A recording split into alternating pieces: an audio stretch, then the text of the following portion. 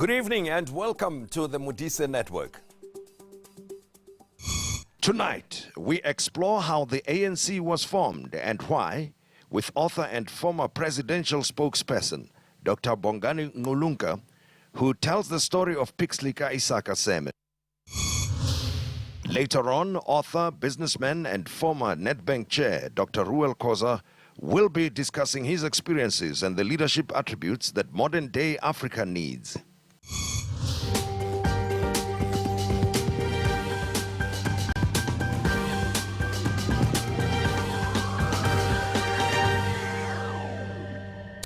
I'm Tim Modise and thank you for joining me this evening. The African National Congress is arguably the most influential political force in South Africa at the moment. The organization recently celebrated its 106th anniversary with signs that it is unfortunately in decline. It was founded in 1912 under a different set of circumstances than today through the influence of one Pixley Isaka Seme. Not many people know about this man, but Dr. Bongani Ngqulunga has addressed this challenge through his book, The Man Who Founded the ANC.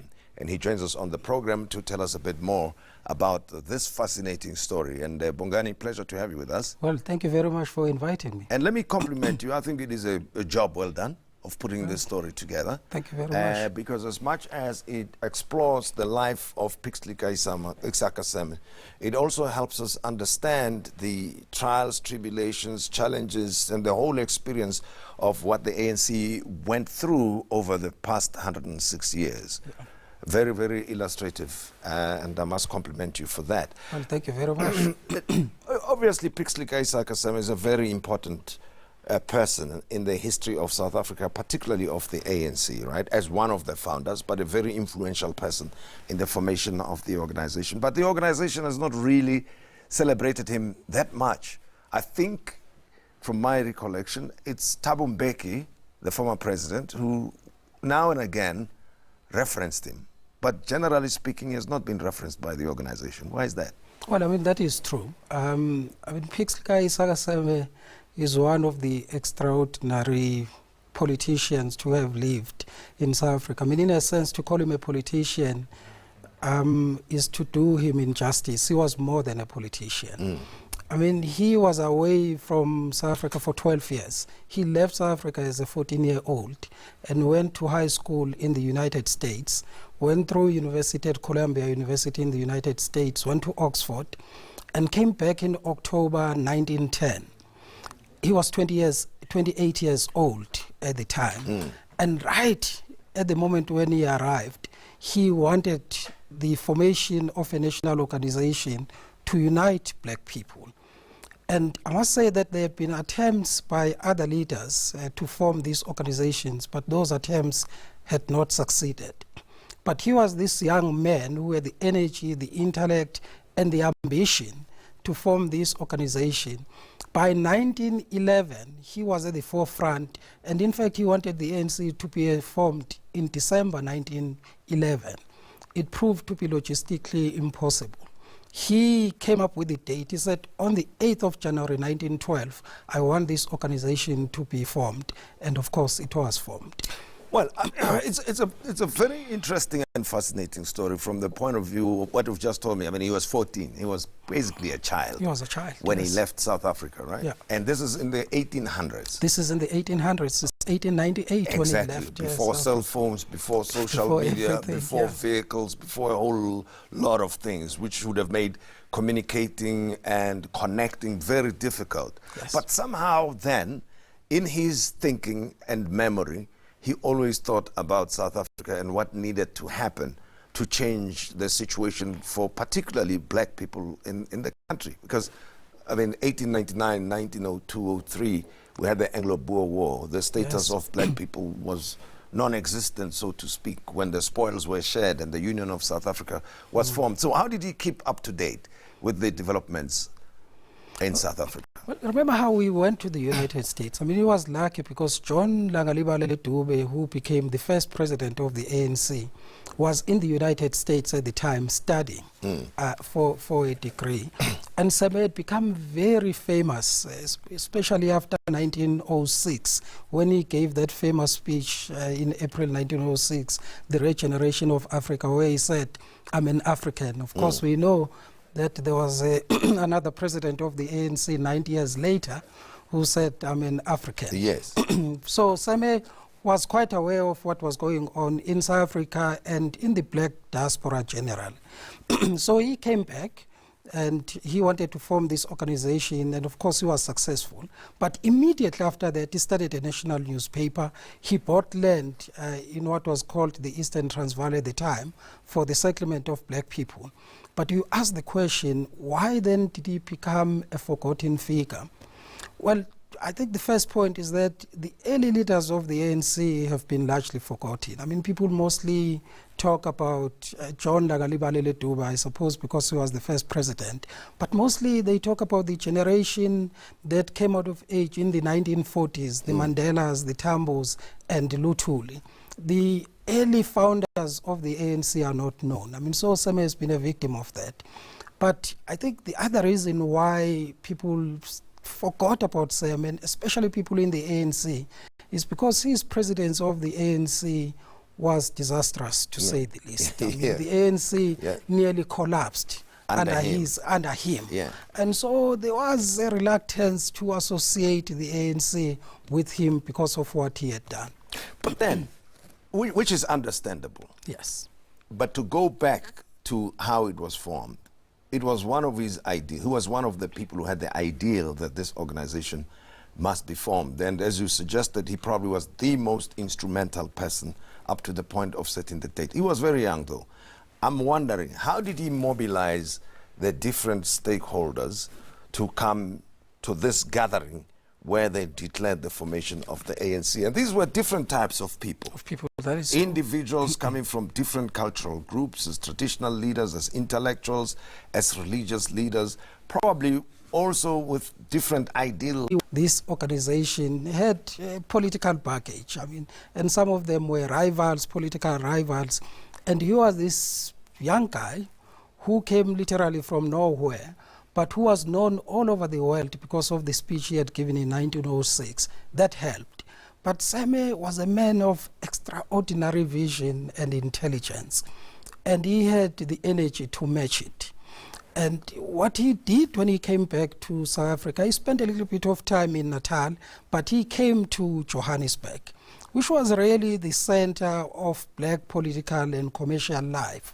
So everybody looked at what was going on in Johannesburg, and so that helped Seme quite a great deal. But there was a lot of work that he did. I mean, if you look at the earlier records, he was writing articles in the newspapers. He was going to meet with chiefs and other traditional leaders, corresponding with the leaders of the time. So there was extraordinary effort that required. But you just, to me, that attests to the vision that he had and the energy. And in a sense, even though there were other people who were at the forefront of trying to establish the ANC, he was the moving spirit behind the formation of the ANC. And, you know, the ANC has been, 106 years. That is just the testament to the breadth and depth of the vision that Pixley Isaka Seme. Well, let's look at the broad sweep of Pixley Isaka Seme's influence on ANC affairs and the black community in general. Yeah. There are a few points that stand out. I mean, he lived until 1951. 1951. Right? So 1951. the formation of ANC is 1912. He lives until 1951. Always somehow connected to the affairs of the ANC, right? Yes. But he also diverted along the way, got involved with the royal families of the Swaziland, and of the Zululand. Yes. of Zululand or the Zulu people. Yeah. And of course, you mentioned land as well. You also mentioned the media. Can you just tell me a bit more about how he defined those roles and how they had a bearing on his influence on the ANC? Well, I mean, let's just take 1 year. that will show you how great Pixley Isaka Seme was. I mean, in 1912, at the beginning of 1912, he's at the forefront of the formation of the ANC. Dube is not at the conference, but Seme makes sure that Dube is elected the first President General of the ANC. He's elected the first Treasurer General of the ANC, that is Pixley Isaka Seme. In the same year, he finds a company called the Native Farmers Association. That is the company that buys land in the Eastern Transvaal, where black people were settled in the area that we know today as Dagagral.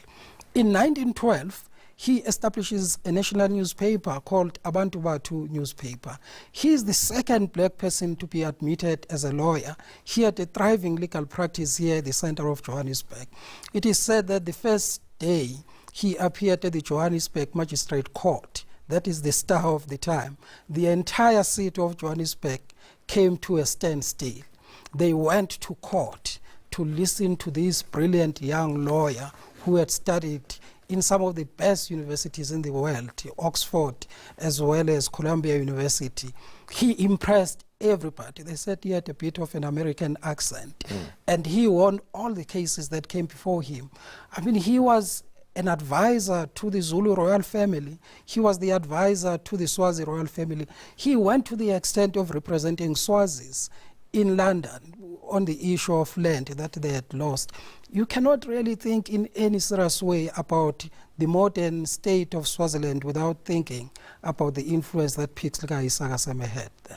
But of course, along the way, there were a lot of controversies, right?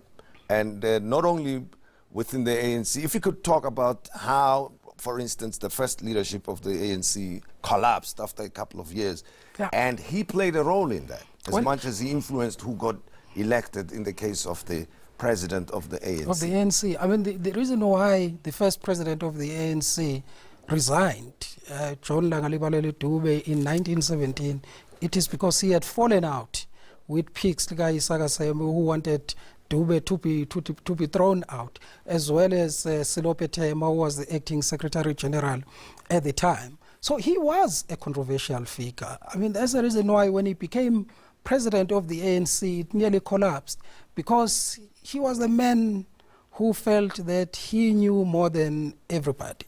So he was always accused of being arrogant, of being authoritarian, and the ANC went through some of the most difficult period in the 1930s because of him. When he got re-elected in 1933, he got re-elected under very controversial circumstances, where he brought in people who were not members of the ANC, brought them in as delegates. And when people protested, he moved the meeting to another venue and got himself re-elected.